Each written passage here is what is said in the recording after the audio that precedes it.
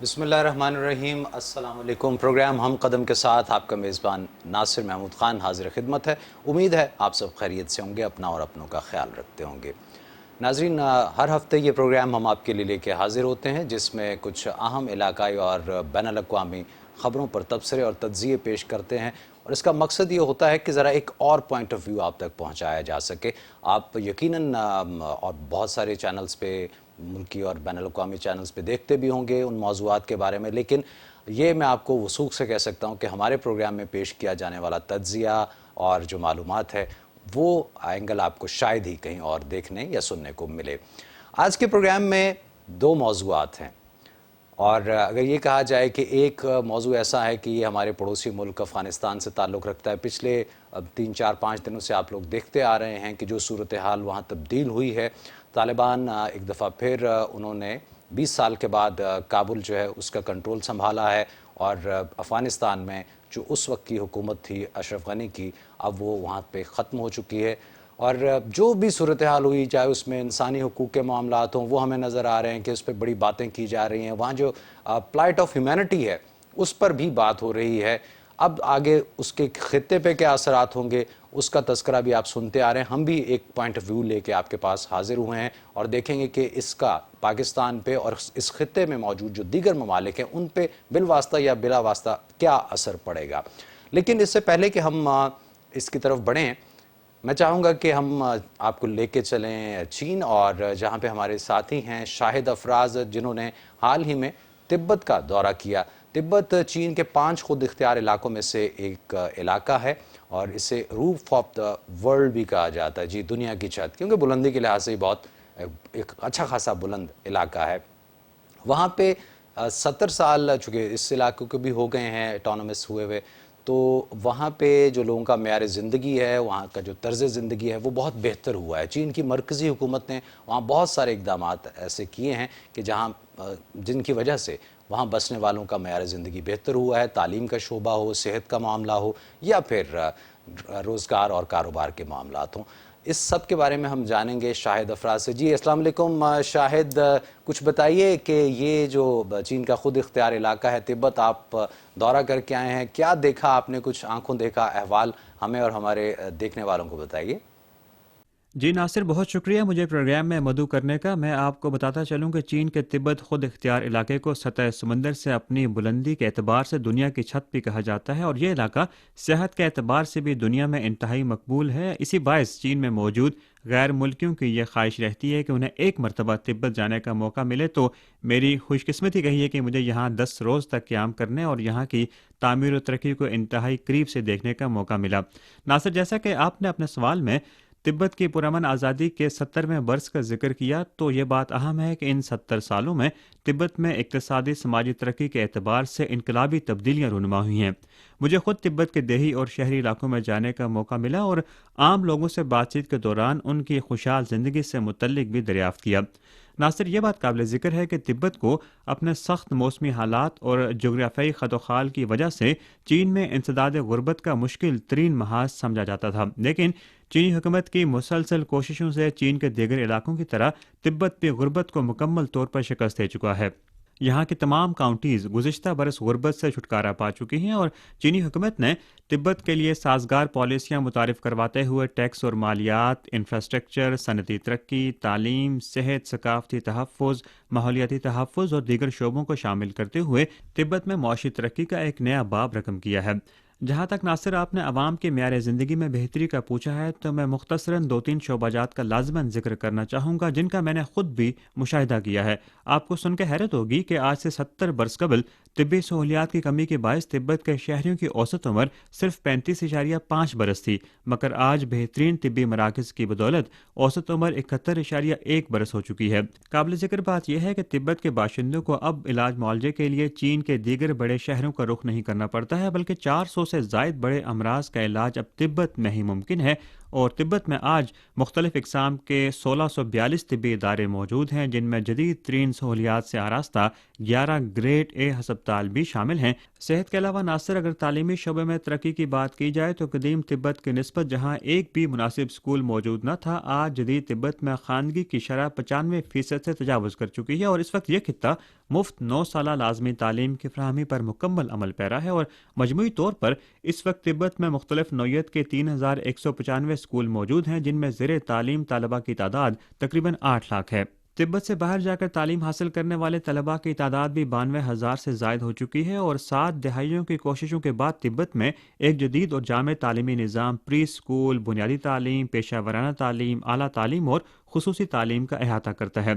اسی طرح ناصر، تبت میں جو بات آپ کو انتہائی منفرد لگتی ہے وہ یہاں کا بہترین بنیادی ڈھانچہ بھی ہے۔ پبلک ٹرانسپورٹ، توانائی، ٹیلی مواصلات، زراعت سمیت تبت میں شاہراہوں، ریلوے، فضائی راستوں اور پائپ لائنوں پر مشتمل ایک جامع ٹرانسپورٹ نیٹ ورک فعال ہو چکا ہے۔ تبت میں قیام کے دوران ناصر، ایک اور نمایاں پیش رفت یہ بھی دیکھنے میں آئی کہ یہاں کے شہریوں اور سیاحوں کی سہولت کی خاطر تیز رفتار بلٹ ٹرین بھی باضابطہ شروع کر دی گئی ہے، اور 435 کلومیٹر طویل ریلوے ٹریک پر فوشنگ بلٹ ٹرین 160 کلومیٹر فی گھنٹہ کی رفتار سے چلتی ہے، جو ریلوے کے جدید تاریخ میں ایک معجزہ ہے۔ اسی طرح ناصر، تبت میں بسنے والے تمام لوگ آزادانہ اپنے مذہبی عقائد پر عمل پیرا ہیں۔ میں اگر مسلم کمیونٹی کا تذکرہ کروں تو تبت میں 6 مساجد موجود ہیں۔ تبت کی مسجد عظیم کے امام سے ملاقات کے دوران انہوں نے بتایا کہ عیدین کے مواقع پر مسجد میں 4 سے 5 ہزار تک مسلمان جمع ہوتے ہیں۔ تو ناصر، اگر میں اپنے دورہ تبت کا احاطہ کرنا چاہوں تو چینی حکومت کی بہترین پالیسیوں کی بدولت آج تبت چین میں ترقی و خوشحالی کی ایک کامیاب داستان ہے، جس نے دنیا کو یہ بھی بتایا کہ اگر آگے بڑھنے کی لگن ہو تو مشکلات پر قابو پاتے ہوئے معجزے تخلیق کیے جا سکتے ہیں۔ جی ناصر۔ جی بہت بہت شکریہ شاہد افراز، آپ نے آنکھوں دیکھا حال ہمیں بتایا، آپ وہاں پہ رہے اور آپ نے ایکسپیرینس کیا کہ کیا وہاں کے شب و روز ہیں اور لوگوں کا طرز زندگی وہاں پہ کیا ہے۔ شاہد افراز نے بھی ناظرین آپ کو معلومات پہنچائی اور بتایا آپ کو۔ میں چاہوں گا کہ اس پہ تھوڑی سی گفتگو ہم اور کریں اور اس کے بعد پھر اپنے دوسرے موضوع کی طرف بڑھیں۔ ہمارے ساتھ اسٹوڈیوز میں آج موجود ہیں سینئر تجزیہ کار ہیں، اور خاص طور پہ چین کے امور اور اس علاقے کے، اس خطے کے امور سے ان کا خاصا گہرا تعلق اس طرح سے ہے کہ دہائیوں سے بڑی گہری نظر ہے ان کی یہاں پہ جو بھی تبدیلیاں رونما ہوتی آ رہی ہیں، اور کون سا پلیئر کیا گیم کھیل رہا ہے اور کس طرح سے صورتحال تبدیل ہوتی ہے، اور صورتحال اگر تبدیل ہوتی ہے تو اس کے تانے بانے کہاں جا کے ملتے ہیں، ان سب پہ خاصی گہری نظر ہے۔ سینئر تجزیہ کار ہیں مختوم بابر صاحب۔ السلام علیکم مختوم صاحب۔ جی وعلیکم، آپ خیریت سے؟ جی اللہ کا بہت بہت شکریہ آپ کے وقت کا۔ مختوم صاحب، ابھی ہمارا رابطہ رہا، ہمارے شاہد افراز ساتھی ہیں، بیجنگ میں تھے اس وقت، وہ انہوں نے جیسے تبت کے بارے میں انہوں نے بھی معلومات دی، انہوں نے بتایا بھی کہ وہ انہوں نے کیا کچھ دیکھا ہے۔ 70 سال مکمل ہوئے ہیں تبت میں بھی، تو کچھ تھوڑا سا آپ اپنا ایکسپیرینس، آپ نے بھی چونکہ چین کے امور کو خاصا قریب سے آپ نے دیکھا ہے، بڑا اس پہ انگلیاں اٹھتی ہیں خاص طور پہ مغرب کی طرف سے کہ چین کے جو خاص طور پہ خود اختیار علاقے ہیں، اور یہ والا خود اختیار علاقہ اس کی سرحد چونکہ بھارت سے بھی ملتی ہے، تو بڑے معاملات بہت عجیب سے ہیں۔ کچھ تھوڑا مختصراً اگر آپ بتا سکیں تو۔ جی مغرب کی جہاں تک آپ نے بات کی انگلیاں اٹھنے کی، تو وہ تو چین کی ہر ادا پہ ہی اٹھتی ہیں اور ہر علاقے پہ اٹھتی ہیں، اور خاص طور پہ یہ جو علاقے ہیں شنجیان، تبت، ہانگ کانگ، مکاؤ وغیرہ، ادھر تو تائیوان وغیرہ بہت زیادہ ان کا رہتا ہے۔ لیکن اس کے سارے کے برعکس چینی حکومت نے گزشتہ کچھ سالوں میں تبت کے اوپر بہت زیادہ فوکس رکھا ہے۔ میں یہ کہہ سکتا ہوں جو میں نے ان کی ڈیولپمنٹ کی اپروچ دیکھی ہے، وہ 2 ریجن میں بہت زیادہ، ایک شنجیان ریجن میں اور ایک تبت ریجن میں۔ ٹھیک ہے۔ شنجیان میں تو آپ کہہ سکتے ہیں سی پیک کی وجہ سے بھی اور BRI کی وجہ سے بھی ہے، لیکن تبت میں خالصتاً جو تبتی باشندے ہیں ان کی بہبود کے لیے وہاں پہ انہوں نے بہت کام کیا ہے، اور ان کے سارے جو دلدر تھے وہ دور کیے ہیں۔ ایجوکیشن سیکٹر میں وہاں بہت کام ہوا ہے، سائنس اینڈ ٹیکنالوجی کے سیکٹر میں وہاں پہ بہت کام ہوا ہے، اور بالخصوص جو میں سب سے زیادہ امپریس ہوا ہوں وہ ایک خاص انہوں نے فوکس رکھا ہے وہاں پہ، جو ان کے ایسے پہاڑی علاقے تبت میں جہاں پہ پانی کی کمی تھی، وہاں پہ انہوں نے فارسٹریشن اچھا، اور فصلوں کا اگانے کا ایک خاص نئی ٹیکنالوجی متعارف کرا کے وہ کیا، جس سے وہاں کے لوگوں کو اور بھی زیادہ مواقع مل رہے ہیں اپنے روزگار کے۔ اس کے ساتھ ساتھ وہاں پہ جو مویشیوں کی افزائش کے لیے خصوصی پروجیکٹ شروع کیے گئے ہیں۔ خاص قسم کا بیل آپ کو معلوم ہوگا وہاں پہ، یاک پتہ نہیں کون سے جو وہاں کا بڑا مشہور ہے وہ ہے، اور اس کے ساتھ ساتھ وہ اس کے لیے بھیڑ بکریوں کے لیے بھی قرضے بھی دیتے ہیں۔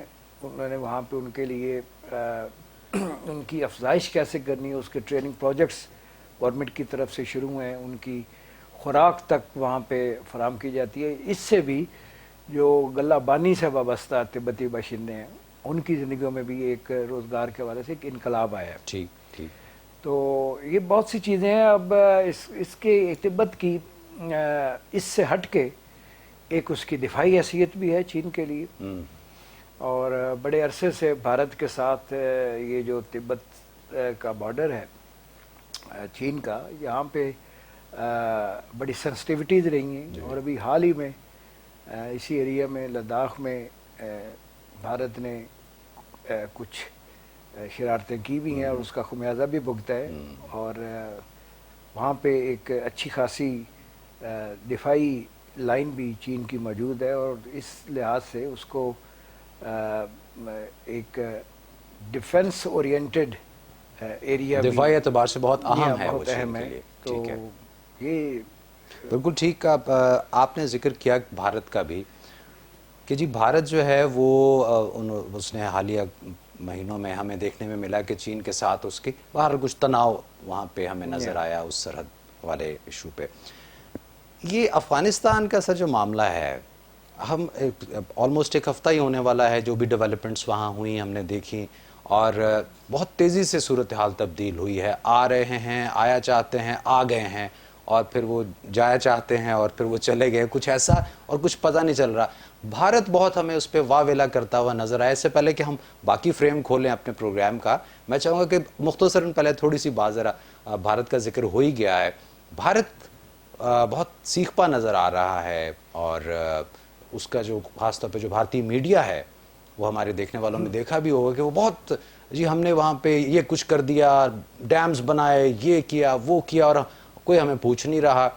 تو یہ بیگانی شادی میں عبداللہ دیوانہ تھا کیا بھارت، یا واقعتاً کوئی اور ایشو ہے جو چیخو پکار ہے؟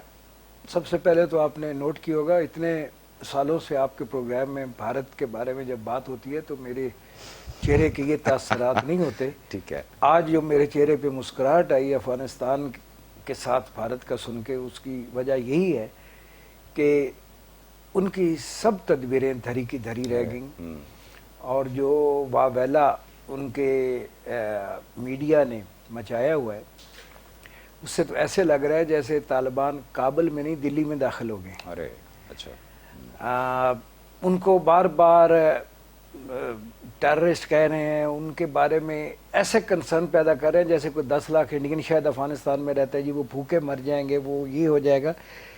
در حقیقت ہوا یہ ہے کہ اس دفعہ حسب روایت امریکہ نے اپنے اس الائی کو بھی ڈچ کر دیا۔ وہ ہمیشہ اپنے تمام الائیز کو ڈچ کرتا ہے، اس دفعہ افغانستان بھارت کی جو ایک طویل عرصے سے امید تھی اور خواہش تھی، اور جس کے لیے وہ بڑے جتن کر رہا تھا، وہ یہ تھی کہ جس دن امریکہ نے افغانستان سے اپنے فوجی نکالنے کا پروگرام بنایا تو اس دن افغانستان کی سیکیورٹی کے حوالے سے وہ شاید بھارت کو وہاں پہ ریپلیس کریں گے، اپنی ریپلیسمنٹ کے طور پہ چھوڑیں گے۔ اسی وجہ سے شاید آپ کہہ سکتے ہیں کہ جو بھارتی جرنیل اور ان کے دیگر افسران افغان نیشنل آرمی کی ٹریننگ کرتے رہے ہیں، انہوں نے ان کی ٹریننگ بھی ایسی کی جو نظر آ رہی ہے۔ میں وہی پوچھنا سر، آپ یہ ٹریننگ کا لفظ بھی ہم کافی دنوں سے سن رہے ہیں کہ جی وہ Afghan security forces 3 lakh Afghan security forces جو تھیں ان کی تربیت کے لیے امریکہ نے بلینز آف ڈالرز لگا دیے. بلین نہیں جی 1 ٹریلین. ہاں آلموسٹ. تو اب یہ اس میں بھارت بھی یہ آپ کہہ رہے ہیں کہ تربیت دے رہا, تو کیا تربیت جی آن گراؤنڈ تو ٹریننگ کے لیے تو ان کی جو ANA کی خواتین تھیں ان کو انڈیا بھیجا گیا تھا, اور جو ان کی ریگولر آرمی تھی اس کے لیے 2 2 اسٹار جنرلز اور غالباً 4-5 بریگیڈیئرز تھے. جنرل شیر سنگھ کی قیادت میں انہوں نے وہاں پہ ڈیرے ڈالے رکھے کئی سال, اور ان کی تربیت کرتے رہے, اور تربیت یقیناً ایسی کی کہ جب ان کی ضرورت پڑے تو یہ وہی ثابت ہوں جو وہ ثابت ہوئے ہیں. یعنی وہ قابلی پلائی کھاتے رہے ہوں گے سر؟ جی قابلی پلاؤ کھاتے رہے اور US ڈالر لیتے رہے. اور ان کا خیال تھا کہ اس کی کیپیسٹی, مجھے تو یہ حیرت ہے کہ جو بائیڈن اور پینٹاگون جو آج کوسنے دے رہے ہیں افغان آرمی کو اور جو ان کے اوپر لان تان کر رہے ہیں, اتنے سالوں میں کوئی پیرامیٹرز تھے ان کی کیپیسٹی بلڈنگ چیک کرنے کے؟ یہ صرف ان کو ویلیں ہی دیتے رہے ڈالرز کی. انہوں نے کس جگہ پہ یہ چیک کیا ہے کہ یہ کون سی ان کے اندر قابلیت آ گئی ہے جو یہ $1 کھرب کے, وہ کہتے ہیں جی ہم نے ان کو ایکوپمنٹ دیا ہے. اب یہ سارا ایکوپمنٹ تو ایکچولی انہوں نے طالبان کو دی ہے. اب چاہے انہیں چلانا آتا ہو یا نہ آتا ہو, لیکن اب یہ گیا تو انہیں کے پاس, کیونکہ یہ جو افغان نیشنل آرمی تھی اس نے تو ایک گولی نہیں چلائی اس ایکوپمنٹ سے. تو وہ بھارت نے اس طرح ہی ٹریننگ کی تھی کہ وہ الٹیمیٹ ریپلیسمنٹ انڈین آرمی ثابت ہو. تو انڈین آرمی یہاں آتی, یہاں آنے کا ان کا مقصد یہ تھا کہ جو پاکستان کے خلاف ان کا ایک ٹیررزم کا تھا, اس سے بڑھ کے وہ پاکستان کے اس بارڈر کو ملیٹریلی بھی ٹیررزم سے ہٹ کے ایک ملیٹریلی بھی اس کو سینسٹیو کر دیتے, اور ساتھ ہی ساتھ چین کے لیے اپنی مزید سازشیں واخان کوریڈور اور اس راستے سے وہ جاری رکھتے. اور ان کی کافی موجود بھی تھے انڈو ٹبیٹن بارڈر پیٹرول کے نام سے, جو ان کی اسپیشل فارمیشن آرمی کی ہے, وہ افغانستان میں کافی عرصہ موجود بھی رہی ہے. بالکل ٹھیک. یہ مخدوم صاحب پھر یہی ہے نا کہ وہ چاہ یہ رہا تھا کہ پاکستان کو مشرق اور مغرب دونوں طرف سے میں انگیج کروں, اور پھر چین کا جو ہے وہ بھی راستہ روکا جائے. اب تھوڑے سے اور بھی سوال اٹھ رہے ہیں, آپ نے جو بائیڈن کا بھی ذکر کیا, نئی جو تازہ ترین ڈیولپمنٹس ہیں اس پہ بھی آپ سے رائے جانیں گے. ناظرین ایک چھوٹا سا بریک ہے, ویل بی رائٹ بیک.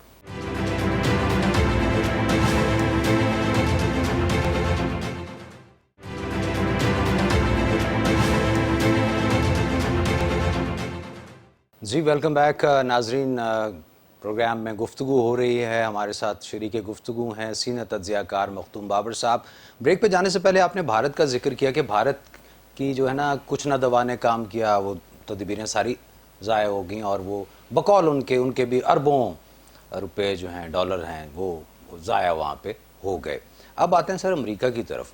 20 سال آپ وہاں رہتے ہیں, اور آپ بھی یہ کہتے ہیں, بھی جو پریزیڈنٹ بائیڈن جو ابھی ہیں امریکہ کے, ان کا یہ کہنا ہے جی کہ ہمارا کام وہاں پہ تھا, صرف ہم گئے وہاں پہ 20 سال پہلے اس لیے تھے کہ ہم نے القاعدہ کو ڈسمینٹل کرنا تھا, اس کو کرب کرنا تھا, اور ٹیررزم جو تھا اس کے خلاف ہم لڑنے گے, تو اس میں ہم نے کامیابی حاصل کر لی ہے. اب وہاں پہ انٹرنلی کیا ہو رہا ہے وہ ہماری ذمہ داری نہیں ہے. سر پچھلے یہ آج سے 1 سال پہلے تک تو بیانات کچھ اور تھے, یہ اچانک سے کیا ہوگا کہ جی میرا ذمہ دوش پوش والا معاملہ کیوں ہو گیا؟ یہ بات یہ ہے کہ ایک چیز اور وہ بتانا بھول گئے کہ ایک اور کام سے بھی وہ گئے تھے, وہ تھا ہیروئن کا فیکٹریوں کا ایک مضبوط مربوط نیٹ ورک بنانا. جب یہ امریکی گئے تھے تو 2 فیکٹریاں تھیں, جی اب امریکی نکلے ہیں تو 27 فیکٹری ہیں. سر پتہ کرائیں 27 سے کوئی ایک آدھ بڑھنا گئی. جی ہاں, اور وہ اس وقت لگتا ہے ان کی بھی سیفٹی جو ہے وہ انشور کر کے. در حقیقت ہے یہ کہ اب جس مقصد کے لیے یہ آئے تھے افغانستان میں, کہ افغانستان میں یہ اپنا ایک بڑا اسٹرانگ ہولڈ بنائیں گے, اور ایک ایسا ملک ہے جو صرف ان کے اوپر ڈیپینڈنٹ ہوگا, اور وہاں پہ یہ اپنے ملٹری بیسز بنائیں گے, اور وہاں سے یہ پاکستان, چائنا اور ایران کو سوانیزے کے اوپر رکھیں گے. وہ تو ان سے ہو نہیں سکا. 20 سال میں یہ بگرام سے آگے تو کہیں جا نہیں سکے. اور 20 سال کے اندر طالبان نے ان کو کسی سٹیج پہ بھی اتنے قدم نہیں جمانے دیے کہ یہ وہاں پہ اپنا کوئی مربوط میکنزم بنا سکتے. اب ہوا کیا کہ اب دانے گئے مک، دے آر ناؤ بینکرپٹ. ان کے اپنے اخراجات پورے نہیں ہو رہے. یہاں پہ جو اخراجات آ رہے تھے وہ میرے خیال میں جو بائیڈن تو مارا گیا، یہ جو اس کے پیش رو جو صدور تھے انہوں نے جو اس کو طوالت دیتے چلے گئے، جو بہت پہلے نکال لینا چاہیے تھا اور کسی طریقے سے نکال لینا چاہیے تھا. جو بائیڈن نے جب آ کے اپنے خزانے کے حالات دیکھے ہوں گے تو اس نے کہا ہوگا یہ تو بالکل 95 کا گھاٹا ہے، یہ ہم کیا کر رہے ہیں. نہیں، ابھی جو انہوں نے اپنا قوم سے خطاب کیا رات کو ایک رات انہوں نے قوم سے خطاب کیا. سوری آپ کی بات کرتے اس میں وہ کہہ رہے تھے جی میں نے تو 2009 میں کہہ دیا تھا، اس وقت جب میں وائس پریزیڈنٹ تھا تو میں نے کہا تھا کہ نہیں بس ہو گیا، اب یہ ہمیں اس کو ختم کرنا چاہیے. تو یہ ہمیں لگ ایسے رہا ہے کہ ایک تو آپ اپنے جو آپ کے پیش رو تھے ان کا معاملہ بھی آپ ان پہ ڈال رہے ہیں، اور اپنے ملک میں جو آپ کی مخالفت ہو رہی ہے اس کو کم کرنے کے لیے آپ ایک اچھے خاصے ملک کا آپ نے یہ حشر کر دیا. نہیں، میں جس چیز کی طرف زیادہ توجہ اپنی بھی رکھ رہا ہوں اور دوسروں کی بھی دلانا چاہتا ہوں وہ یہ ہے کہ یہ کتنا بڑا انہوں نے بلنڈر کیا ہے کہ دنیا کا جو سب سے بڑا پاسبل ملٹری الائنس تھا وہ لے کے آئے. اس سے بڑا کوئی ملٹری الائنس نہیں ہو سکتا جو افغانستان میں نیٹو، آئی سیف اور یو ایس مرینز کی شکل میں آیا تھا. اس سے بڑھ کے کچھ نہیں ہو سکتا. ٹھیک، اتنا بڑا آپ لے کے آئے اور اس کے بعد آپ ہینڈز اپ کر کے چلے گئے.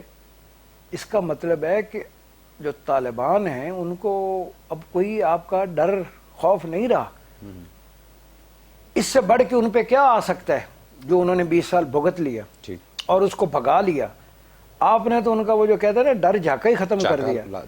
اب یہ ان کی خلافت پہ ڈیپینڈ کرتا ہے کہ وہ کس طرح چلے. ان کو وہ ان کی مووز کسی ڈر خوف کی وجہ سے لمیٹڈ نہیں ہوں گی. وہ ان کی اپنی جو 20 سال میں انہوں نے سیکھا ہے جو پالیسیز ہیں جو ان کا اگر دیکھنے کی ضرورت ہے کہ ان کا اکانومی کے اوپر کتنا فوکس ہوگا، فارن ریلیشنز کے اوپر کتنا فوکس ہوگا اور کس طرح وہ آگے بڑھنا چاہیں گے. یہ بات اب نکال دیں کہ وہ جو کوئی ڈر خوف کہ اگر ہم نے یہ کیا تو ہمارے اوپر نیٹو آ جائے گا، وہ آپ نے ان کا ڈر ختم کر دیا. آپ نے ایک طرح سے بہت بڑا بلنڈر کر دیا.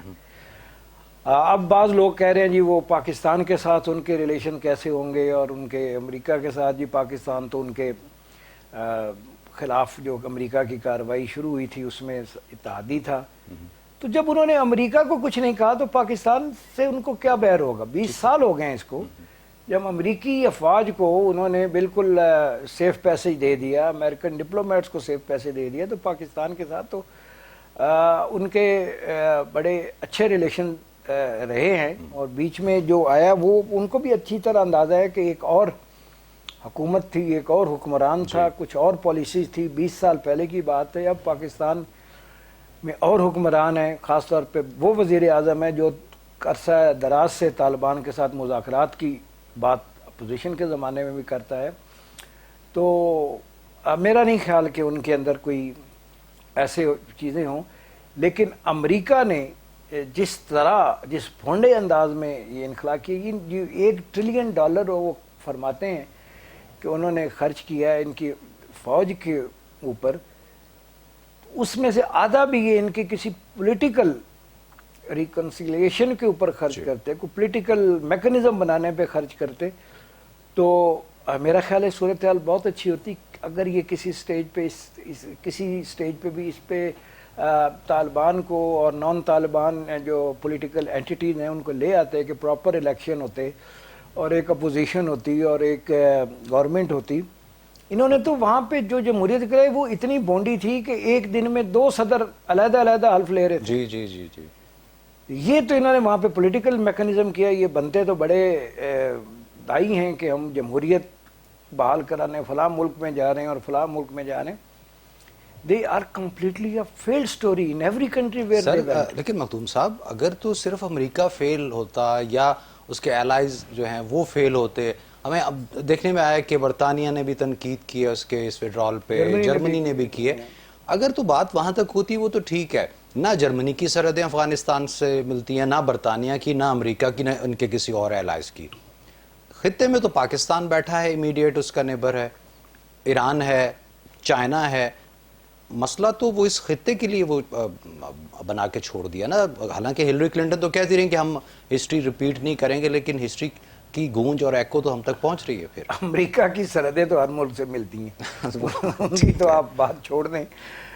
لیکن یہ ہے کہ یہ جو اس وقت غم و غصے کا اظہار برطانیہ، جرمنی اور دیگر الائز کی طرف سے آ رہا ہے، وہ اس بات پہ آ رہا ہے کہ تسی ساڈے بھی سارے پیسے لگا دیتے، ہمارے بھی بندے مروائے، کھایا پیا کچھ نہیں، گلاس تھوڑا بارہ نے، آپ نے ہمیں بھی ذلیل کروایا. اور پھر جب نکلنا تھا، جب وہاں سے یہ سارے کہانی ختم کرنی تھی، تو آپ نے ہمارے سے کوئی رجوع نہیں کیا، آپ نے کوئی کنسنسس ڈیولپ نہیں کیا کہ یہ ایگزٹ کیسے ہوگا. انٹری کا تو پورا ایک کنسنسس ایوالو کیا تھا، پوری بڑی، مجھے یاد ہے کہ بش کے زمانے میں بڑی میٹنگز ہوئی تھیں اور ایلائز کے ساتھ، اور پھر سارے حصہ ڈالا گیا تھا کہ جی یہ اتنے فوجی دے گا اور یہ اتنے جہاز دے گا اور یہ اتنا ہوگا. تو نکلتے ہوئے کوئی کسی سے پالیسی نہیں کی انہوں نے. اب سب سے امپورٹنٹ چیز ہے اس وقت دیکھنے کی یہ ہے کہ اب امریکہ طالبان کی حکومت کو ایکسیپٹ کرنے میں کتنی دیر لگاتا ہے. کیونکہ ایک آدھا دن پہلے انہوں نے پھر سیکرٹ میٹنگ کی ہے طالبان ڈیلیگیشن سے مڈل ایسٹ کے ایک ملک میں، یہ کابل کی فال کے بعد. اور جس طرح وہ اپنے سارے اثاثے جو چھوڑ کے گئے تھے وہ بھی طالبان کو ہی ایک طرح سے دے کے گئے، کیونکہ افغان نیشنل آرمی کے ہینڈ اوور تو کچھ نہیں کیا انہوں نے، بگرام بیس وغیرہ افغانی گورنمنٹ کہہ دی ہمیں تو پتہ ہی گھنٹوں بعد چلا کہ وہ چلے گئے. امریکہ کب ایکسیپٹ کرتا ہے اور یہ کیا اپنا ایجنڈا لے کے آتے ہیں، کس طرح یہ ورلڈ کمیونٹی کو طالبان ایڈریس کرتے ہیں، کیا اپنا پرپوز کرتے ہیں، اور پوری دنیا پھر ان کو کیسے، کتنا ٹائم ان کو لیجیٹیمیٹ کرنے میں لگاتے ہیں. یہ ونس یہ آج میرا اپنا انالیسز ہے کہ 20 سال میں انہوں نے بہت کچھ سیکھا ہے، اور سب سے زیادہ تو انہوں نے ڈپلومیسی سیکھی ہے. جی ہاں، یہ ایک بڑا پازیٹیو چیز ہمیں جو نظر آئی کہ گفت و شنید میں یہ خاصے ہمیں ایکٹیو نظر آتے ہیں، اور وہ 20 سال پہلے والے طالبان بہرحال یہ نہیں ہیں. گفتگو کو سے یہیں سے آگے بڑھائیں گے. ایک چھوٹا سا بریک ہے ناظرین، ہمارا ساتھ دیجیے گا. We'll be right back.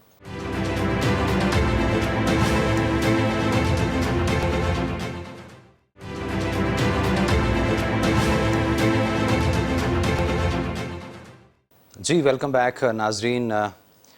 مختوم Babar صاحب، ابھی گفتگو ہو رہی تھی اور آپ نے جو ذکر کیا کہ اب اسٹریٹجی ہمیں اس میں نظر نہیں آئی، اب تھوڑا ویٹ اینڈ سی والا معاملہ چل رہا ہے کہ کس طرح سے افغانستان میں کیا حکومت بنتی ہے، کیونکہ ڈاکٹر عبداللہ اور حامد کارزائی وہ طالبان کی مجلس شورا کے ساتھ ان کے مذاکرات بھی ہو رہے ہیں. کیا چیزیں ڈیولپ کھل کے سامنے آتی ہیں وہ تو دیکھیں گے. لیکن اس ساری صورتحال میں ابھی جو اب تک کے جو بیانات ہیں اس میں طالبان کی طرف سے جو ان کا جو ترجمان ہے سہیل شاہین، ان کا بھی میں بیان دیکھ رہا تھا کہ وہ یہ کہہ رہے ہیں کہ جی ان سے، اور بھارتی میڈیا میں سے کسی نے ان سے پوچھا تھا کہ چین کے ساتھ آپ کیسے دیکھتے ہیں اپنے تعلقات کو، تو انہوں نے یہ کہہ دیا تھا کہ جی چین سے ہماری بات ہوئی ہے اور چین کے جو تحفظات ہیں ہم اس سے آگاہ ہیں، اور ہم یہی چاہیں گے کہ چین کے ساتھ ہم مل کے آگے بڑھیں. سر کیا، کیونکہ طالبان کو مذاکرات کی میز پہ لانے تک اور اس کے بعد جو ہے خاصا چین نے بھی بڑا اہم کردار ادا کیا ہے یہ ان میٹنگز میں اور گفتگو میں.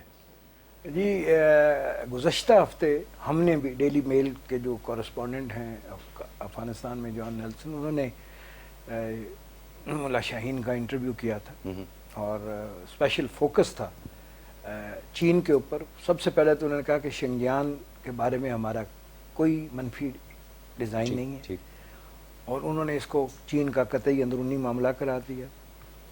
پھر انہوں نے کہا کہ بیجنگ کے ساتھ ہمارے بڑے اچھے ریلیشنز رہے، اور ہم بڑے مشکور ہیں چینی قیادت کے جنہوں نے اتنے سالوں میں ہمارے مذاکرات کے لیے بہت فیسیلیٹیشن کی. اور ہمارا ایک وفد بیجنگ میں غالباً چھنڈو میں مل کے بھی آیا ہے چینی حکام سے، اور ہمیں امید ہے کہ جب ہماری حکومت قائم ہوگی تو ہماری بڑی اچھی ورکنگ ریلیشن شپ چین کے ساتھ ہوگی۔ تو وہ اس معاملے میں تو جو ایک مغربی میڈیا اور بھارتی میڈیا بہت زیادہ اس پہ فوکس کر رہا تھا، اس کو شے دے رہا تھا کہ طالبان آئے گئے تو وہ شنجان کے معاملے میں تو سب سے پہلے وہاں پہ پتہ نہیں کیا کر دیں گے اور یہ کر دیں گے، وہ انہوں نے اس کو قطعی تاثر کو زائل کیا۔ ٹھیک ہے، اب آگے بات آتی ہے کہ فیوچر اسٹریٹجی میں چین کیا آتا ہے افغانستان کے مستقبل میں۔ میرا جہاں تک خیال ہے کہ ایک دفعہ ان کی لیجیٹیمیٹ حکومت قائم ہو جاتی ہے افغانستان کی اندر، طالبان ہوں یا جس بھی گروپ کی ہوتی ہے، جس میں میرا خیال ہے یقیناً یہ نان طالبان ایتھنک گروپس کو بھی شامل کریں گے، اور جس طرح بھی جب یہ ایک دنیا کے اندر ان کی ایک ایکسیپٹنس ہو جاتی ہے اور ریکگنیشن ہو جاتی ہے، تو اس کے بعد سب سے اہم رول چین کا ہوگا، کیونکہ چین پڑوسی ہے اور چین بڑا عرصے سے خواہاں رہا ہے افغانستان کے اندر انڈسٹریل گروتھ کا، جی، اور یہ جو طالبان یا افغانستان کے لوگ ہیں وہ یہ سمجھ چکے ہیں کہ یہ جو $1 ٹریلین ہو یا بلینز آف ڈالرز ہو جو امریکہ نے دیا ہے، وہ پتہ نہیں کہاں گیا ہے، وہ افغانستان تک تو نہیں پہنچا یا افغانستان کے لوگوں تک تو نہیں پہنچا۔ 60% آبادی ان کی بلو پاورٹی لائن رہ رہی ہے، 65% آبادی جاب لیس ہے۔ تو یہ کھربوں اربوں ڈالر جو ہیں مجھے سمجھ نہیں ہے، اور یہ افغان عوام بھی یہ سمجھتے ہیں کہ یہ، اور یہ جس طرح ویلکم ہوا ہے نا طالبان کا ان تمام شہروں میں، اس سے ثابت ہو رہا ہے کہ وہ عوام جو میجورٹی آف جنرل پبلک تھی، وہ گزشتہ 2 دہائیوں سے جو کرپٹ ان کے اوپر ٹولے مسلط تھے، جن میں یہ اربوں ڈالر جو آ رہے تھے یہ آگے نہیں جا رہے تھے، اور بلکہ کہ انٹرنیشنل ایجنسی کی رپورٹ ہے کہ جتنی ڈونیشنز گئی ہیں یا جتنی فائنینشیل اسسٹنس گئی ہے افغانستان کے اندر، اس میں سے صرف 20% جو ہے وہ افغانستان میں آگے نیچے ٹرانسفر ہوا، 80% یہ ان کے اعلیٰ طبقہ کھا گیا۔ اچھا، اور اس میں سے بھی آپ پھر اندازہ کر لیں کہ نیچے جا کے بھی افسروں میں کتنا گیا ہوگا۔ میرا خیال ہے اگر اینڈ رزلٹ نکلے گا کہ 2-4% ہی لگا ہوگا۔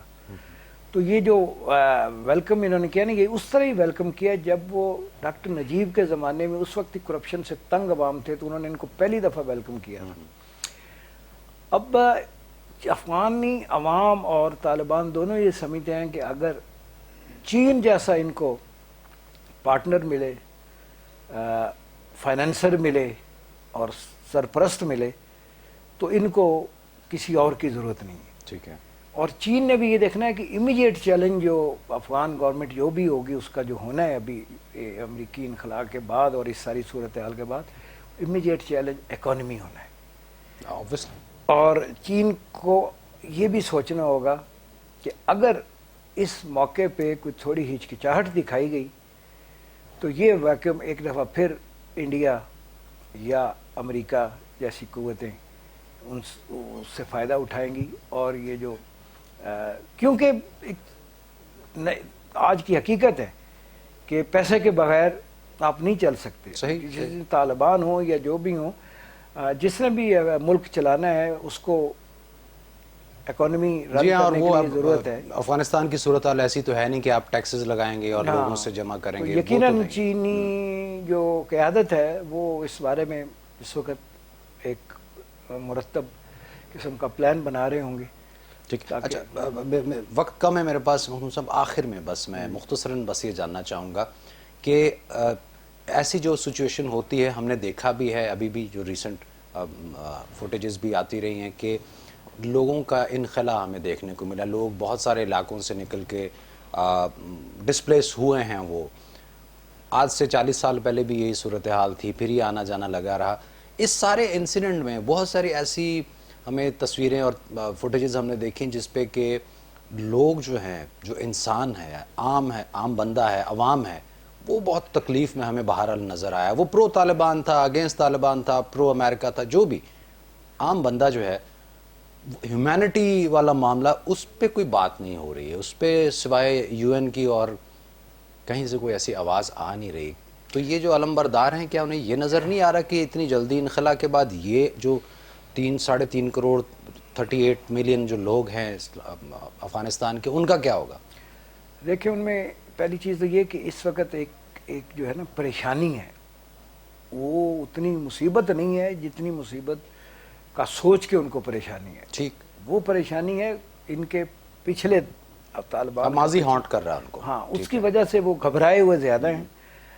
جبکہ دوسری طرف طالبان جو ہیں, آج بھی میں الجزیرہ پہ غالباً سن رہا تھا, ایک افغان پروفیسر تھے, وہ بتا رہے تھے کہ افغان انٹیلیجنس جو ہے, طالبان انٹیلیجنس, وہ لوگوں کو گھروں میں جا کے محلوں میں کہہ رہی ہے کہ کوئی بھی آپ کے گھر میں انسپیکشن کے لیے آئے تو اسے مت آنے دیں, ایسی کوئی احکامات نہیں دیے گئے, یہ آپ کو لوٹنے چھوٹنے کے لیے آ سکتے ہیں.